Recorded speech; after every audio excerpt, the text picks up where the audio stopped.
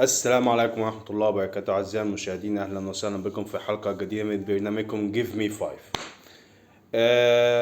خلاص نسبة 99 الدوري راح. تعادل بطعم الهزيمة زي ما بيقولوا. السبب الإدارة، السبب المدرب. اللعيبة بتتنك على الكورة، متفهمش فيه ايه. المدرب مش شايف قصاده يعني.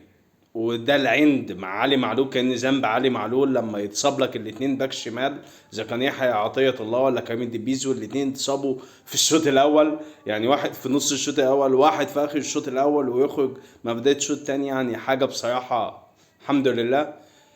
لو في نية كويسة او ما اعرفش اللعيبه ما تتنكش، كان زماننا كسبنا بكورة على الاقل اللي جت في العارضة لأسامة ابو علي.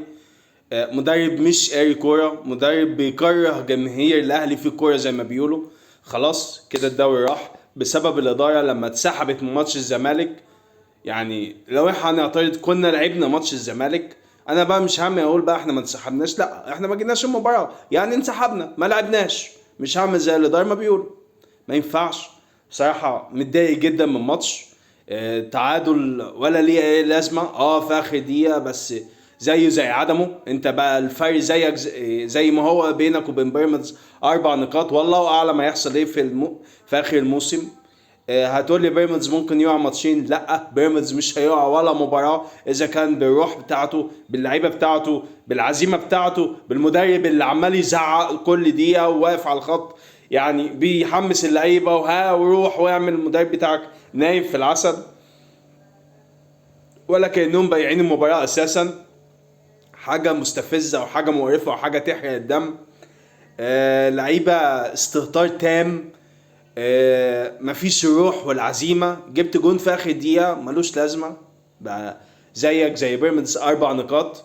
لعيبه بتاخد ملايين وبتتنك على الجمهور. الجمهور هو الوحيد اللي بيتحرق دمه، هو اللي بيدفع من جيبه عشان خاطر يحاول يتبسط بحاجه زي كده. السؤال، انا هروح العب سان داونز بالمستوى ده انا هشيل قبح. ده انا هخرج من افريقيا من الماتش اللي هناك بالشكل والمستوى الرديء السيء ده. لازم كولر يغور في داهيه.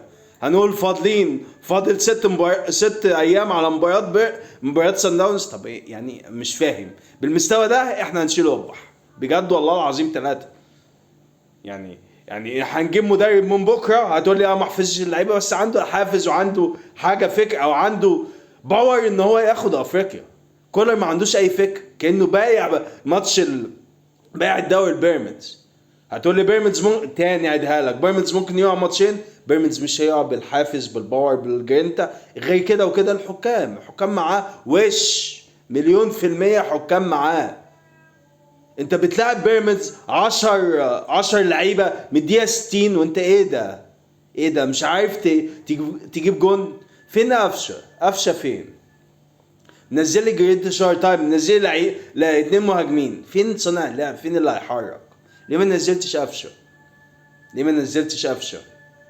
بجد والله العظيم ليه ما نزلتش قفشه؟ الباك الشمال كان ما عندوش حد يلعب في الشمال. طلع يا سيدي اكرم توفيق، مش لازم ان هو يدافع. نزل طاهر ورا يبقى جبهه قويه، ونزل قفشه يا سيدي.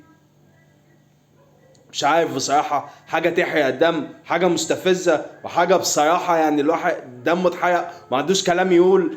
تقييم زي الزفت. اللعيبة كلها صفار. في كورة شالها الشناوي الحق يتقال، وكورة وسام جت في العارضة. بس اللعيبة انا حاسس انها بتلعب بالشوكة والسكينة.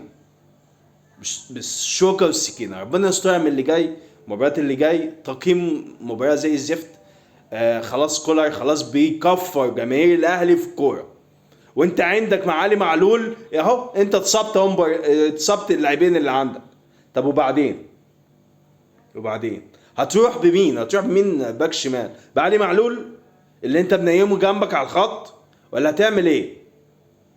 بجد انا ما اعرفش، مش لاقي كلام اقوله. ربنا يسترها من اللي جاي. خلاص الدوري بنسبة 99% في بيراميدز. خلينا نشوف افريقيا هنعمل فيها ايه. بس بالمستوى ده مفيش حاجة مبشرة خالص. ربنا يستر مع اللي جاي. استنوني في فيديوهات جديدة، يكون الواحد هدي ونعرف نتكلم ونشوف الأخبار واللي هيحصل في الأيام اللي جاية. السلام عليكم.